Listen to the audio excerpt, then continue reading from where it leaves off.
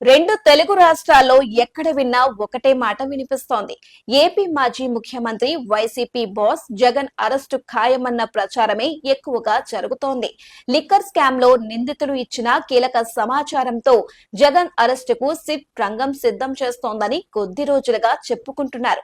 మరోవైపు 2 రోజుల క్రితం ఢిల్లీ వెళ్లిన ముఖ్యమంత్రి చంద్రబాబు కేంద్ర హోంమంత్రి అమిత్ షాతో సమావేశమయ్యారు. లిక్కర్ స్కామ్ లో జగన్ పాత్రపై చర్చించామని ఆయనే స్వయంగా చెప్పారు. ఈ పరిస్థితుల్లో మాజీ సీఎం జగన్ చిక్కుల్లో పడ్డారని, నేడో రేపు ఆయన అరెస్టు కావచ్చనే ప్రచారం ఉవ్వెత్తున జరుగుతోంది.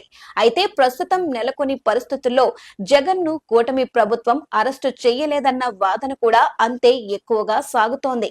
జగన్ ను అరెస్టు చేయడం అంటే కూటమి ప్రభుత్వం చేజేతులా ముప్పు తెచ్చుకున్నట్లేనని అంటున్నారు.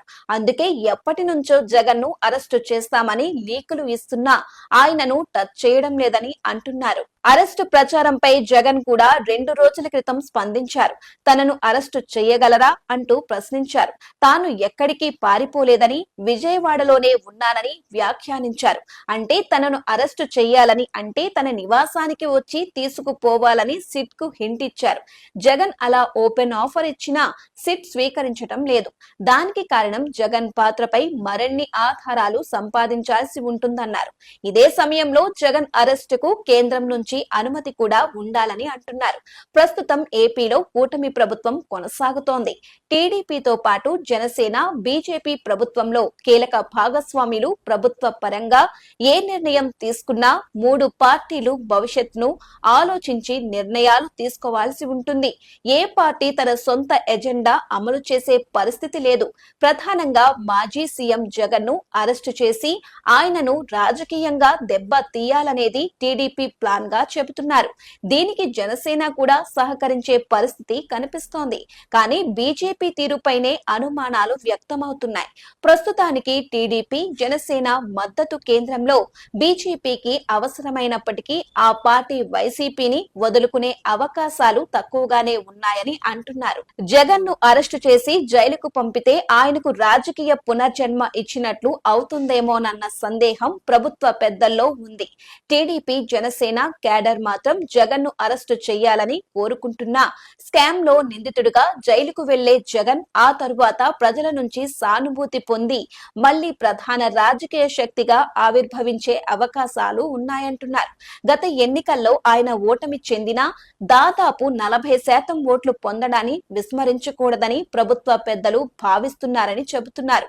అందుకే జగన్ అరెస్టుకు కొంత సమయం వేచి చూడాలని సిట్ కు ఆదేశాలు జారీ చేసిందని అంటున్నారు. లిక్కర్ స్కామ్ లో పలువురు అధికారులు వైసీపీ నేతలను అరెస్టు చేసి జగన్ ను వదిలేస్తే తప్పుడు సంకేతాలు వెళ్తాయనే ప్రచారం కూడా జరుగుతోంది. చంద్రబాబు ప్రభుత్వానికి జగన్ ను అరెస్టు చేసే దమ్ము లేదని, సొంత పార్టీ నుంచి తిరుగుబాటు ఎదురయ్యే అవకాశాలు కూడా ఉంటాయంటున్నారు. దీంతో అన్ని విధాలుగా ఆలోచించి భవిష్యత్తు పరిణామాలపై ఓ అంచనాకు వచ్చిన తరువాతే జగన్ అరెస్టుపై నిర్ణయం తీసుకోవాలని కేంద్ర పెద్దలు ముఖ్యమంత్రి చంద్రబాబుకు సూచించినట్లు చెబుతున్నారు. ఇదే విషయాన్ని గమనించిన మాజీ ముఖ్యమంత్రి జగన్ వ్యూహాత్మకంగా ప్రకటనలు జారీ చేస్తున్నారు.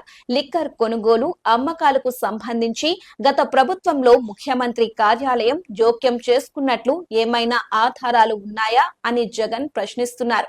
తన వద్ద పనిచేసిన సీఎంఓ, మాజీ కార్యదర్శి ధనుంజయ్ రెడ్డి కూడా మద్యం క్రయ విక్రయాల్లో జోక్యం చేసుకోలేదని చెప్పుకొస్తున్నారు. ఈ పరిణామాలను గమనించిన వారు మాజీ సీఎం జగన్ ను ఇప్పట్లో అరెస్టు చేసే అవకాశాలు చాలా తక్కువగానే ఉన్నాయని అంటున్నారు.